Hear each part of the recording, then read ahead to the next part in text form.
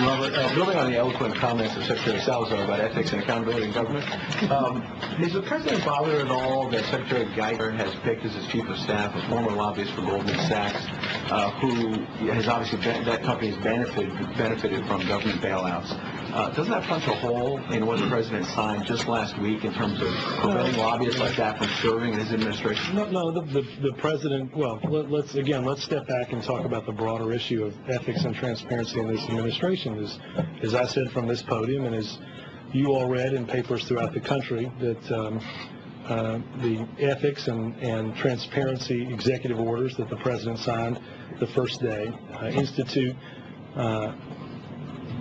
a policy that covers this administration unlike any policy we've seen in any previous administration in the history of our country.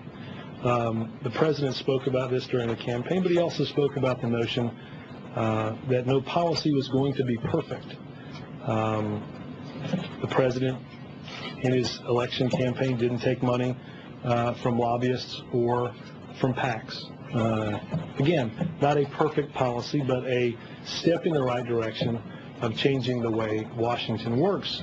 We've talked about the fact that there are people that are good public servants who wish to serve their government again, who are, through some stringent ethics requirements and recusals, that will be able to participate in helping this government, but that we have, again, the strongest ethics and transparency policy that govern the executive branch and the workings of this White House that we've seen in the history of our country. But if it's a strong policy, even if it's a strong policy, does it mean anything if people are getting waivers to go around it? Well, again, let's caution ourselves as to the number of people that are going to work both in this building and in the executive branch, and how many waivers we have. Again, I think if the people follow this issue most closely, whether it's at political analysts or think tanks throughout this city who have seen the way this city works, have seen the revolving door and watched how administrations conduct their business, have rendered the conclusion that the policy that we have is the strongest that any administration in the history of our country has had, I think that speaks for itself. Those very same people that labeled that policy the strongest of any administration in history also said they thought it made sense for a limited number of waivers to ensure that people could continue to serve the public. Senator Mitchell, in fact, right now is in the Mideast, and Bloomberg has reported that the firm that he chaired, they have all kinds of lobbying clients in the Mideast, for example. But so how can you go to the Mideast when the firm has been... Let's not take a lot of things and misconstrue, right? Let's not take... is Senator Mitchell lobby? He is not registered lobbyist, but he is chair of a firm that has all kinds of lobbyists.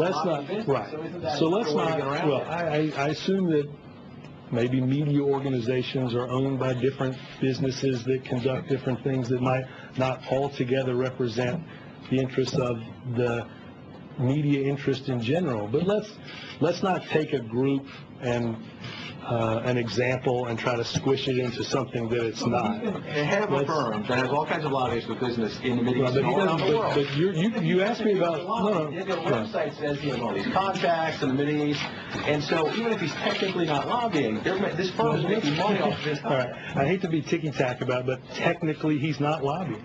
He's not registered to lobby, but how... But Ed, to lobby the federal government, you have to be registered. I mean, I understand the semantic hurdles that you're setting forward for the policy, but let's understand he was a lobbyist. He wasn't registered to lobby, and if you're not registered to lobby, you can't be a lobbyist. That's why people have rendered the policy to be the strongest that it's been for any administration. Robert, the broader point is, what's the point of having the strongest policy if you're going to have waivers, especially at key posts that are some of the most high-profile and most important? We will distribute to you the quotes from the people that rendered the decision that we have the strongest lobbying and transparency proposals, that also spoke out for a limited number of waivers to ensure that highly qualified people can serve in the public interest. But again, we have a policy that governs this White House and this administration unlike anything that has been covered from this room or has been seen in this city. That's the bottom line, and that's irrefutable. Jake? Robert,